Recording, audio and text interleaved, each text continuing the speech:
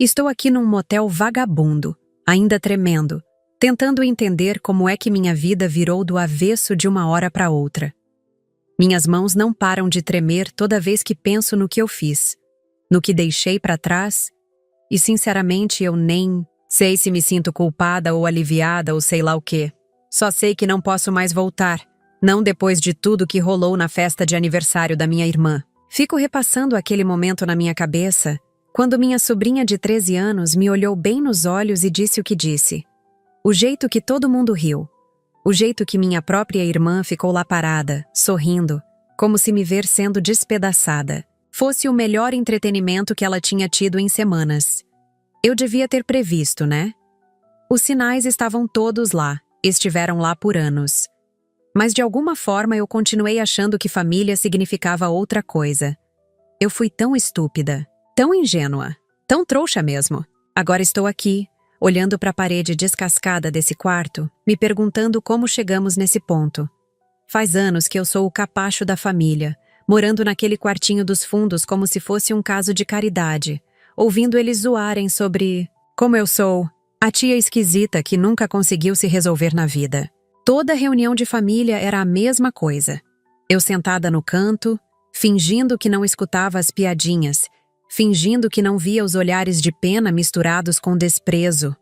Minha mãe sempre falava como se eu fosse um peso que ela tinha que carregar. Minha irmã me tratava como se eu fosse uma adolescente problemática que nunca saiu de casa. E eu engolia tudo, calada, porque achava que era isso que família fazia. Se aguentava, né?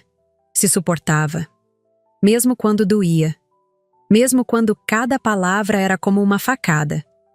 Eu continuava lá, pagando as contas, resolvendo os problemas, sendo o saco de pancadas emocional de todo mundo, porque era minha obrigação cuidar de todo mundo, porque era o mínimo que eu podia fazer, já que morava de favor na casa. O que eles não sabem, e provavelmente estão descobrindo agora, é que cada coisa que eles têm, cada conforto que aproveitaram, cada conta que foi paga em dia, foi tudo por minha causa. A casa onde minha irmã mora com a famíliazinha perfeita. Dela? Minha? O carro que o marido dela usa para ir trabalhar todo dia? Meu? O plano de saúde da minha mãe, o financiamento do apartamento, até a porra da conta da Netflix que minha sobrinha usa? Tudo meu. E desde algumas horas atrás, quando todos os cancelamentos que fiz finalmente entraram no sistema, nada disso existe mais. Só consigo imaginar o caos que deve estar rolando naquela casa agora. Uma parte de mim queria poder ver as caras deles quando perceberam o que a mochila preta que deixei na mesa da cozinha realmente significa.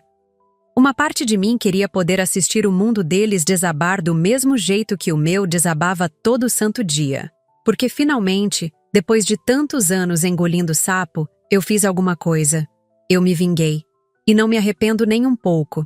A festa era para ser só mais um almoço de aniversário.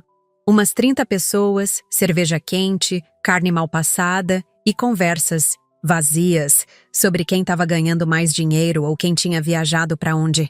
Eu estava no canto da varanda, fingindo estar ocupada no celular, quando minha sobrinha se aproximou, rindo daquela risadinha cruel que adolescente tem quando quer te machucar de propósito. A mamãe falou que, se você sumisse amanhã, ninguém nem notaria. Ela disse isso alto, natural, como quem comenta o tempo. Minha primeira reação foi achar que tinha escutado errado.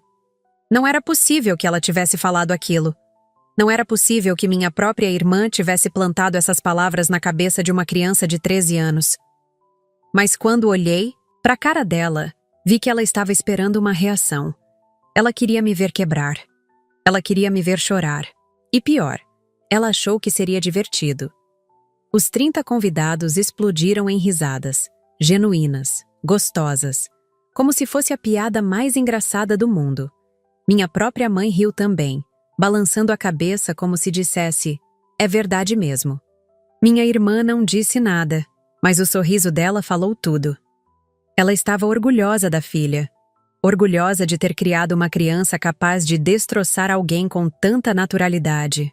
Os primos riram, os tios riram, até as crianças menores riram sem entender por quê.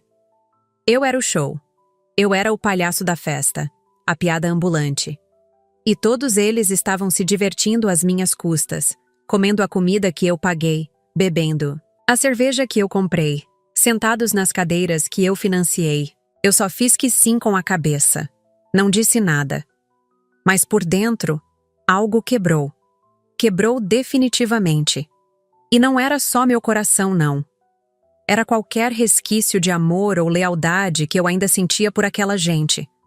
Foi nesse momento que tudo clareou na minha cabeça. 7 anos. 7 anos eu vivi naquela casa, pagando conta, resolvendo problema, sendo tratada como móvel velho que ninguém tem coragem de jogar fora. 7 anos escutando piadinha, sendo ignorada, sendo tratada como se fosse um favor imenso me deixarem respirar o mesmo ar que eles. E ali, naquela festa, eles riram da minha cara como se eu fosse um lixo, como se eu realmente não tivesse valor nenhum. Nesse momento eu percebi que para eles, eu nunca fui família.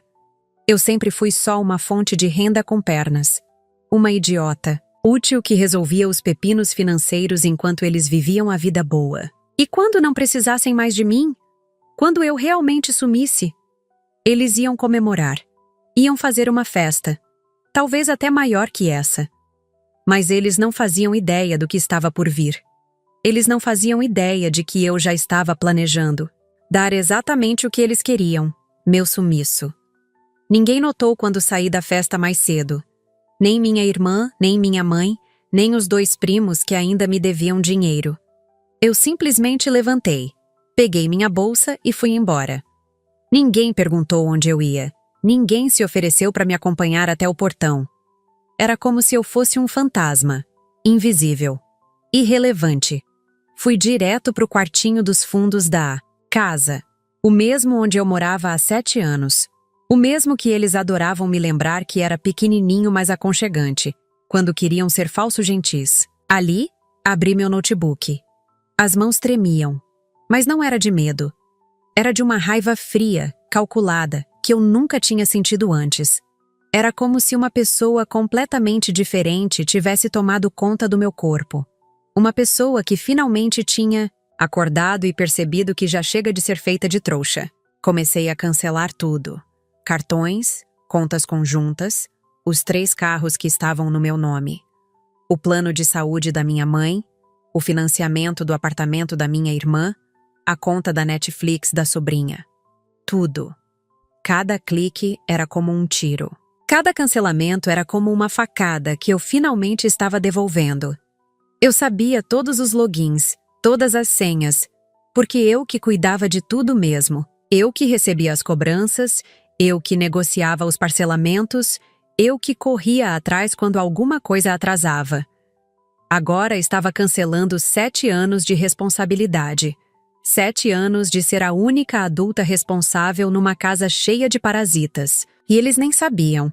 Ainda estavam lá fora rindo, comendo, bebendo, se divertindo às minhas custas, achando que podiam me humilhar pro resto da vida sem consequência nenhuma.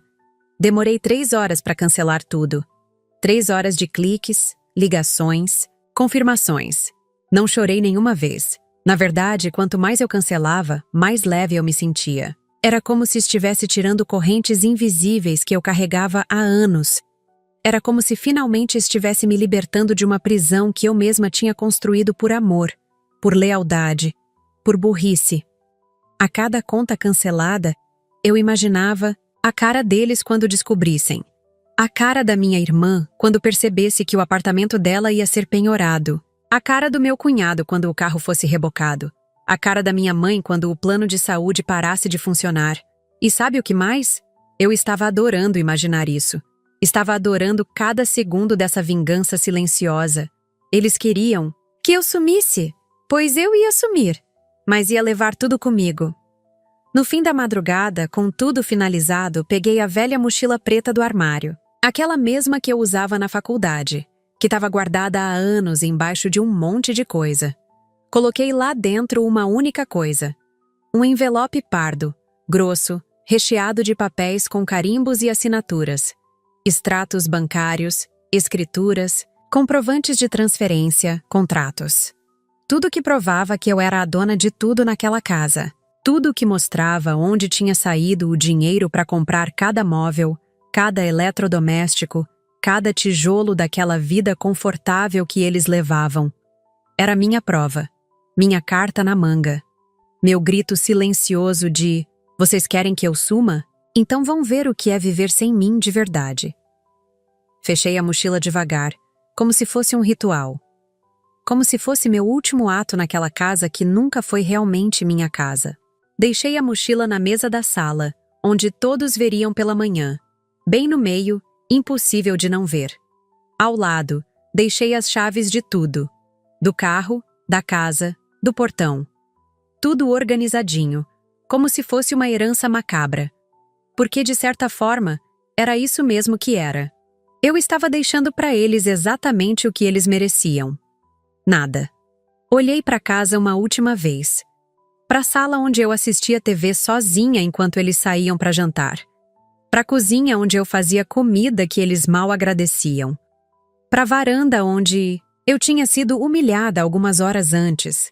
Não senti nostalgia. Não senti saudade. Senti alívio. Senti como se estivesse saindo de uma prisão disfarçada de lar. Como se finalmente estivesse escapando de um pesadelo que durava anos. Fui embora antes que o sol nascesse. Desativei meu celular e larguei o chip num bueiro a 2 quadras de casa. Peguei um ônibus interestadual com o dinheiro que guardei silenciosamente por anos. Uma reserva que eles nem sabiam que existia. O motorista nem olhou para mim. Melhor assim. Sentei na última fileira, coloquei o capuz e fechei os olhos. Pela primeira vez em muito tempo, eu não sabia para onde estava indo. E pela primeira vez em muito tempo, isso não me assustava. Era libertador. Ninguém me esperava em lugar nenhum. Ninguém ia sentir minha falta. Eles mesmos tinham dito: se eu sumisse, ninguém notaria. Bom, agora eles iam ter a chance de provar se isso era verdade ou não. Iam ter a chance de viver a vida perfeita deles sem a tia esquisita, sem a encostada, sem a fonte de renda ambulante. Iam descobrir como é que se vira sem mim. Ninguém na casa percebeu minha ausência até perto do almoço. Até minha mãe, que sempre me chamava para trocar o gás ou abrir pote de conserva, achou que eu só tinha ido ao mercado. Eles estavam todos de ressaca mesmo, arrastando o pé pela casa, reclamando da bagunça que tinha ficado da festa. Minha irmã ainda estava comemorando o sucesso do aniversário dela, postando foto no Instagram, respondendo os parabéns. Meu cunhado tinha ido trabalhar normal, levando o carro que ele nem sonhava que era meu. A vida deles continuava normal, perfeita, sem a menor noção de que um tsunami estava prestes a atingir aquela casa. Sem a menor noção de que a fonte de tudo que eles tinham tinha evaporado durante a noite. Mas quando minha irmã viu a mochila, preta em cima da mesa, o clima mudou. Ela ficou parada uns minutos, só olhando. Perguntou para minha mãe se ela sabia de onde tinha saído aquilo.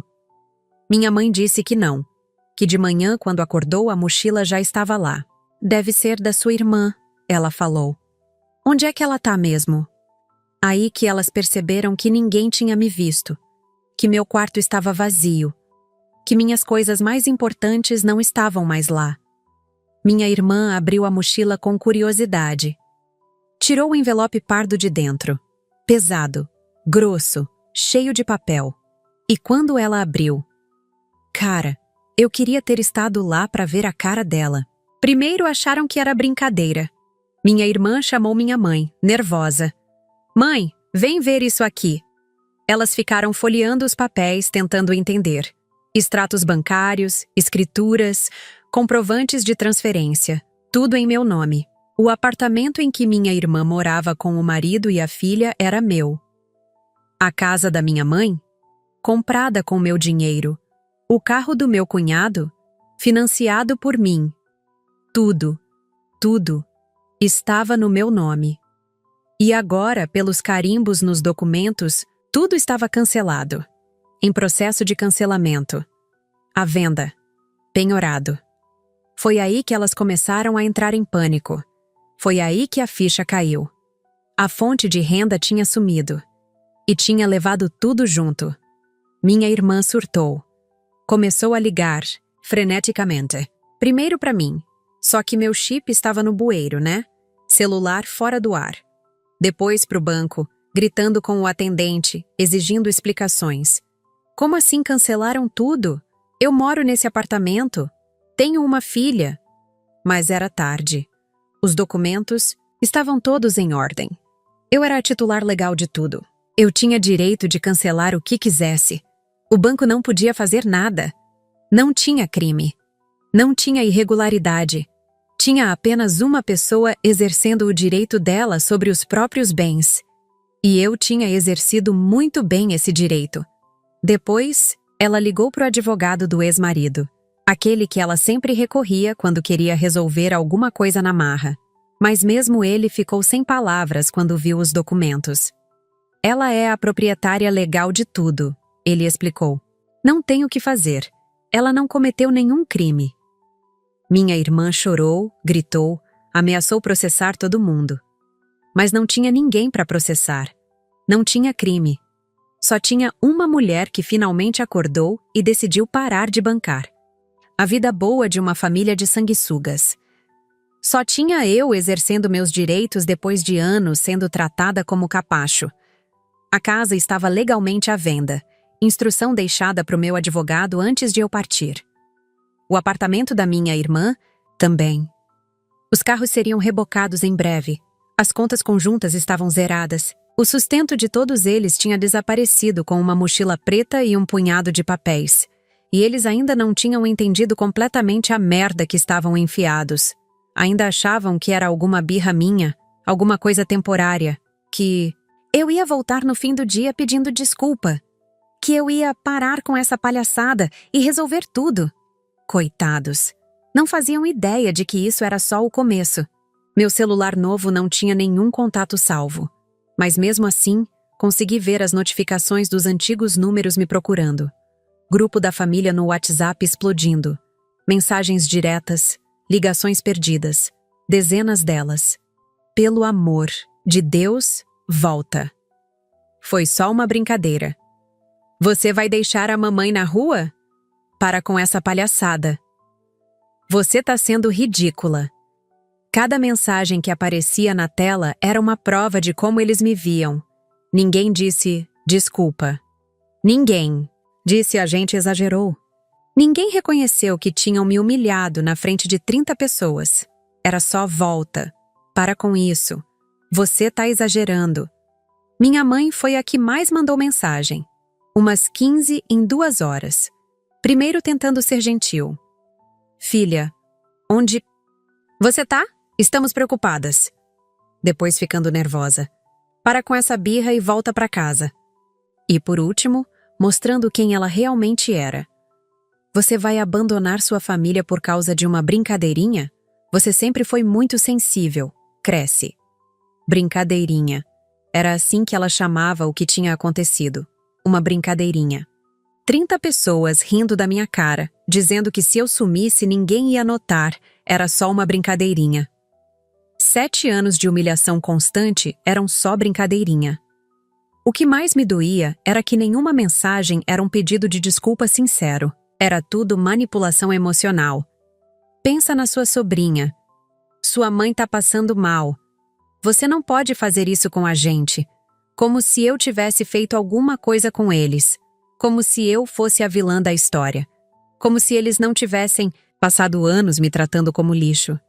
Como se aquela festa não tivesse sido a gota d'água de uma situação insustentável. Eles queriam que eu voltasse, mas não porque sentiam minha falta. Queriam que eu voltasse porque precisavam do meu dinheiro. Porque sem mim, eles não sabiam como se virar. E essa era exatamente a lição que eu queria ensinar. A verdade sobre os últimos 7 anos é que eu sempre fui uma idiota. Quando meu pai morreu, ele deixou uma pequena herança dividida entre mim e minha irmã. Ela ia torrar tudo em 6 meses. Todo mundo sabia disso. A mulher não sabia economizar nem água. Então ofereci algo que achei que fosse melhor. Eu invisto, multiplico o dinheiro. Vocês moram comigo e cuidam da nossa mãe. Parecia um plano perfeito. Família unida, mãe cuidada, dinheiro rendendo. Eu cumpri minha parte. Trabalhei, investi, construí um patrimônio. Eles cumpriram a deles. Mais ou menos. Ou melhor, não cumpriram porra nenhuma. Com o tempo, virei o invisível que pagava tudo. A tia esquisita que resolvia os problemas financeiros. Eles cuidavam da minha mãe? Cuidavam uma ova. Eles moravam comigo? Não. Eu morava de favor na casa que eu tinha comprado. Eles se beneficiavam de tudo e ainda me tratavam como peso morto, como se eu devesse eternamente pela generosidade deles de me deixarem respirar o mesmo ar. E eu, como uma completa imbecil, aceitei isso durante anos. Aceitei ser tratada como serviçal, como ATM ambulante, como piada da família. O pior é que eu achava que estava fazendo a coisa certa. Achava que estava sendo uma boa irmã, uma boa filha. Achava que família era isso mesmo. Um sacrifica pelo outro. Só que a conta não fechava. Eu sacrificava, eles aproveitavam. Eu dava, eles pegavam. Eu resolvia, eles bagunçavam. E quando eu precisava de apoio, de carinho, de um mínimo, de respeito, virava piada, virava motivo de risada. Durante anos eu engoli isso achando que era normal, achando que era amor.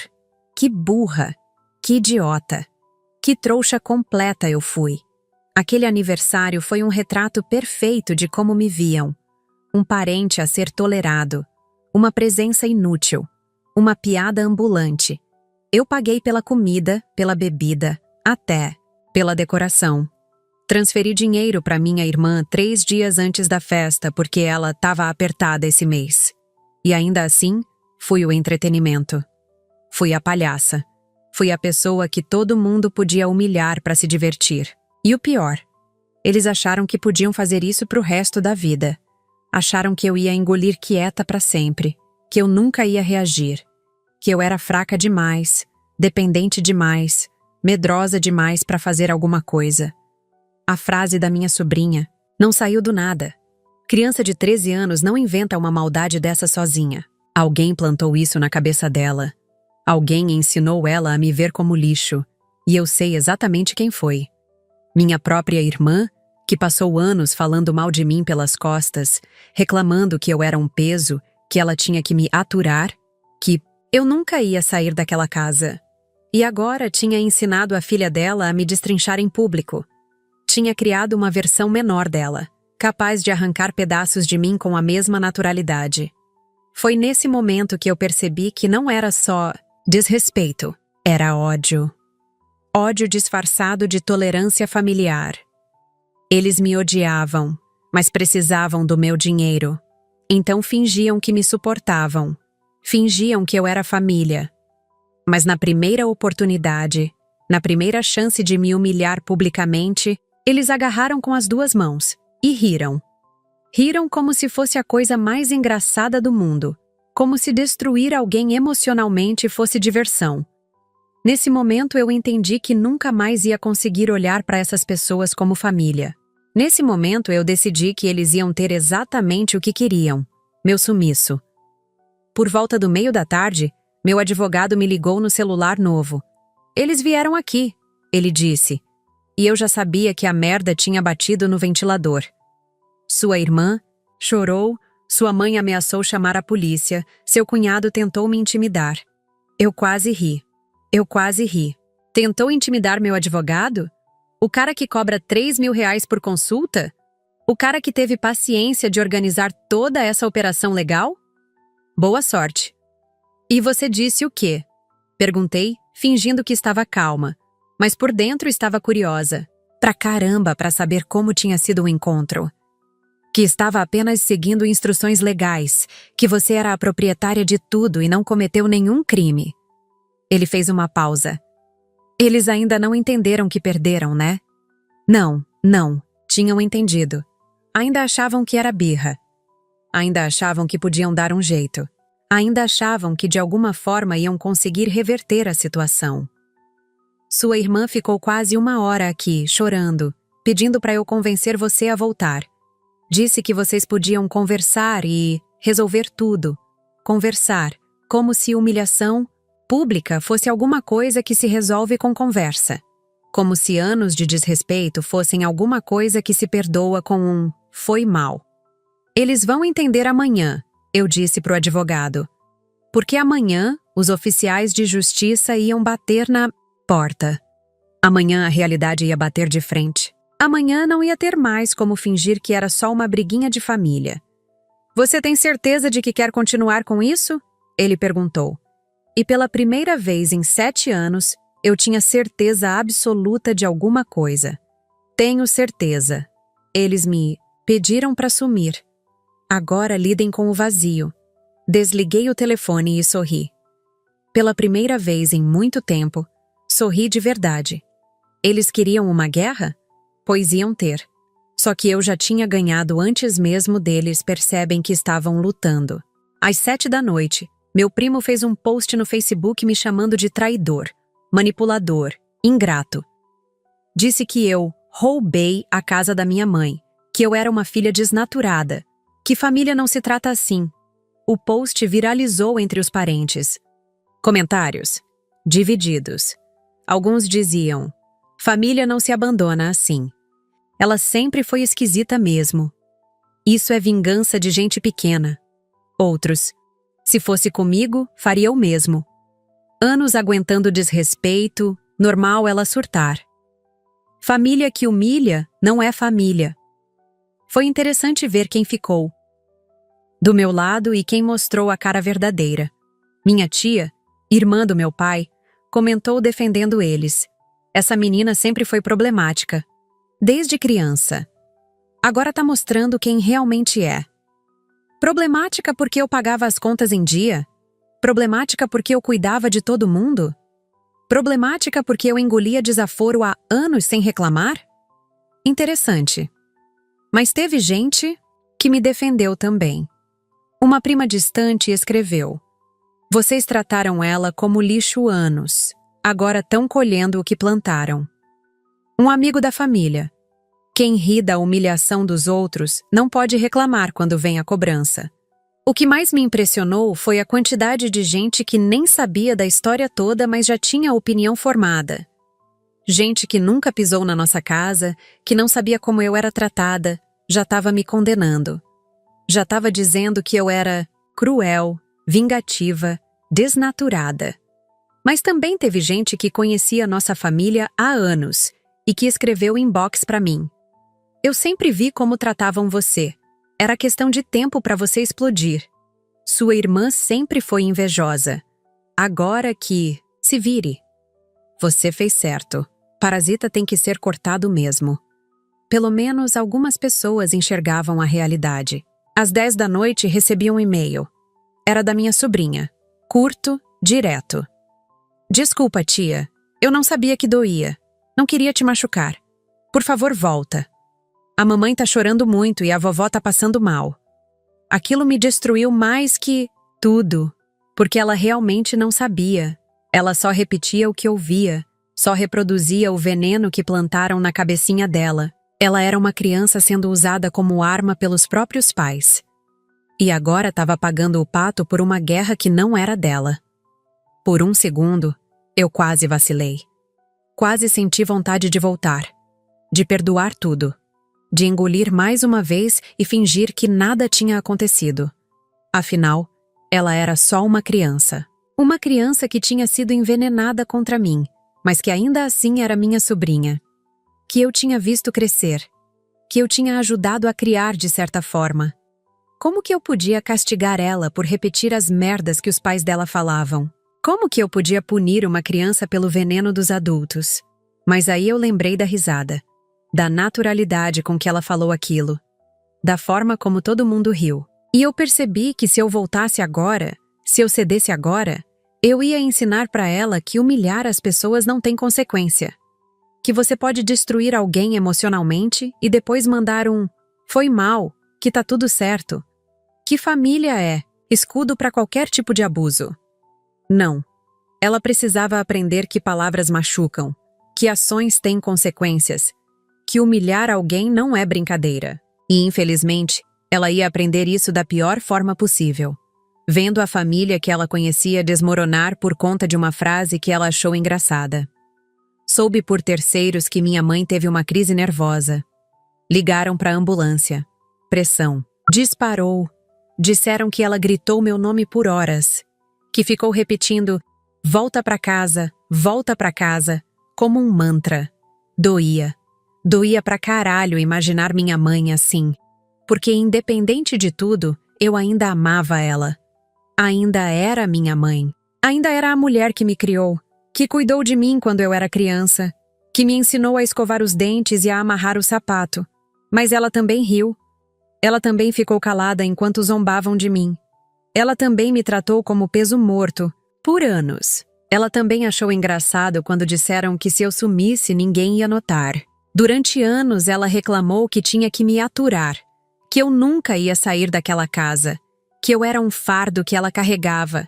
E agora, quando finalmente saí, quando finalmente dei para ela exatamente o que ela queria, ela surta. Ela quer que eu volte? É foda, né? Agora o silêncio era dela. Agora ela que estava descobrindo como é viver sem alguém que você sempre tratou mal. Como é acordar e não ter ninguém para trocar o gás. Como é chegar do mercado e não ter ninguém para ajudar com as sacolas. Como é ter um problema no banheiro e não ter ninguém para resolver. Por anos eu fui invisível quando não precisavam de mim e indispensável quando precisavam. Agora elas iam descobrir como é viver realmente sem mim. Sem meu dinheiro, sem minha ajuda, sem minha presença. Iam descobrir que talvez, só talvez, eu não fosse tão desnecessária assim. Enviei um único e-mail para todos, cópia para a família toda. Podem ficar com a casa, mas vou repassar a dívida para vocês. E dessa vez, eu vou morar longe e sozinha.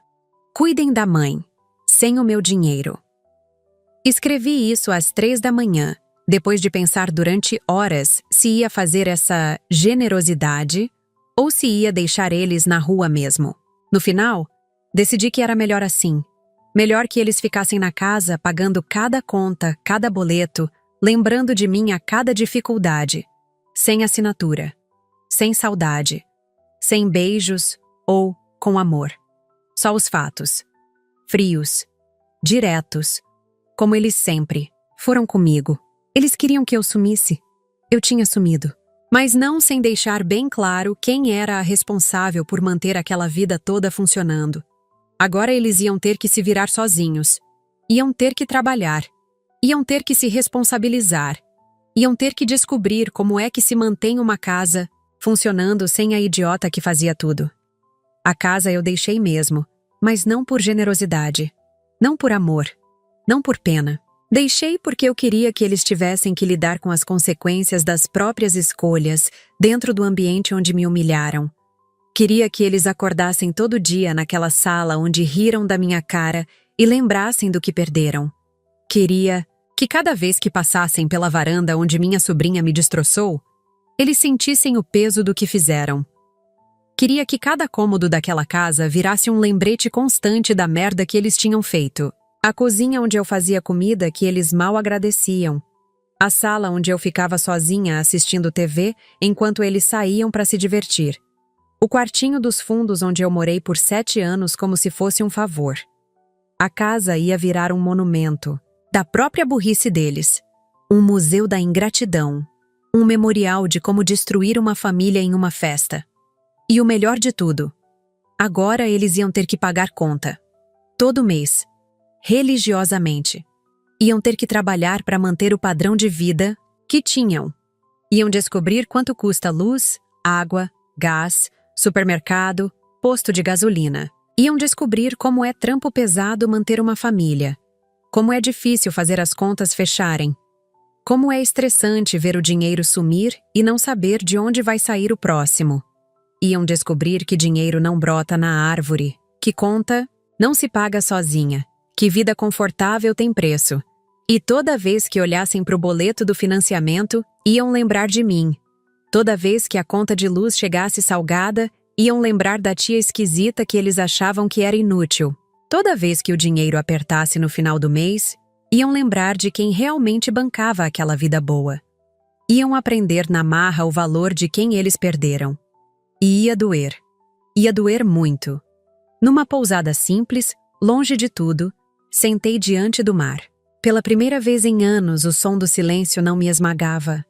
Não era um silêncio pesado, carregado de desprezo e humilhação. Era um silêncio limpo. Libertador. Escolhido. Eu que tinha decidido estar ali, sozinha, sem ninguém para me cobrar nada. Ninguém me esperava para trocar gás, ninguém ia me chamar para resolver problema de banheiro entupido. Ninguém ia me acordar reclamando que o Wi-Fi estava lento. Ninguém me cobrava nada. Ninguém ria da minha cara. Ninguém me tratava como móvel velho. Era só eu, o mar, e a sensação estranha de que finalmente eu tinha me encontrado. Finalmente eu tinha descoberto quem eu era sem aquele peso nas costas, sem aquela corrente invisível que me prendia numa vida que nunca foi minha de verdade. O vento batia no meu rosto e pela primeira vez em muito tempo, eu respirei fundo sem sentir um aperto no peito. Fiquei 3 dias nessa pousada. 3 dias caminhando na praia, comendo quando tinha fome, dormindo quando tinha sono, sem rotina imposta por ninguém, sem obrigação, sem ninguém me ligando para resolver problema dos outros. Acordava quando queria, tomava café sem pressa, sentava na areia e ficava olhando o mar por horas. Chorei muito no primeiro dia. Chorei anos de dor acumulada, de humilhação engolida, de amor desperdiçado. Mas no segundo dia, o choro parou. E no terceiro dia, eu sorri. Sorri lembrando da cara que eles deviam ter feito quando descobriram que estavam ferrados. Sorri imaginando minha irmã tentando explicar pro marido como iam pagar as contas. Sorri pensando na minha mãe descobrindo que a filha inútil era quem mantinha toda aquela vida funcionando. Foi a primeira vez em 7 anos que eu me senti realmente em paz. A primeira vez que eu não tive que fingir que estava tudo bem. A primeira vez que eu não precisei engolir desaforo ou sorrir quando queria chorar. No terceiro dia, sentada numa cadeira de praia barata, tomando uma cerveja gelada, decidi o que ia fazer da vida. Ia para outro estado. Longe. Bem longe. São Paulo, talvez. Ou Rio Grande do Sul. Algum lugar onde ninguém me conhecesse. Onde eu pudesse recomeçar tudo do zero. Sem família. Sem história. Sem passado pesando nas costas. Só eu e o futuro, que eu ia construir com minhas próprias mãos. Do meu jeito, no meu tempo. Sem ninguém para me humilhar. Sem ninguém para me usar como ATM ambulante. Sem ninguém para me tratar como peso morto. Ia arrumar um emprego, alugar um apartamento pequeno, mas que fosse só meu, fazer amigos que me respeitassem de verdade. E se um dia eles quisessem me encontrar, se um dia percebessem que erraram, iam ter que correr atrás. Iam ter que me procurar. Iam ter que provar que mereciam minha presença na vida deles.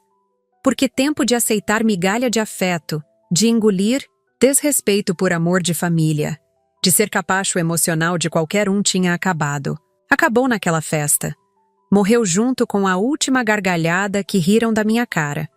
Não era só papel na mochila, nem só vingança. Era o peso de anos de desprezo, ridicularização e silêncio engolido. Era cada risadinha cruel, cada olhar de desprezo, cada vez que me fizeram sentir como se eu fosse um favor que eles faziam pro mundo. Era cada conta que eu paguei calada, cada problema que eu resolvi sozinha, cada vez que eu engoli o choro para não criar caso. Era anos de amor não correspondido, de lealdade não reconhecida, de sacrifício não valorizado. Era cada aniversário que eu organizei e paguei sem ser agradecida. Cada presente que eu dei e que foi recebido como obrigação. Cada vez que precisei de apoio e só encontrei desprezo. Cada vez que chorei sozinha no quartinho dos fundos enquanto eles se divertiam na sala. A mochila carregava tudo isso. Anos de dor comprimida em papéis oficiais com carimbos e assinaturas. E quando eles abriram, finalmente entenderam o tamanho da merda que tinham feito. Finalmente perceberam que tinham perdido muito mais do que uma fonte de renda.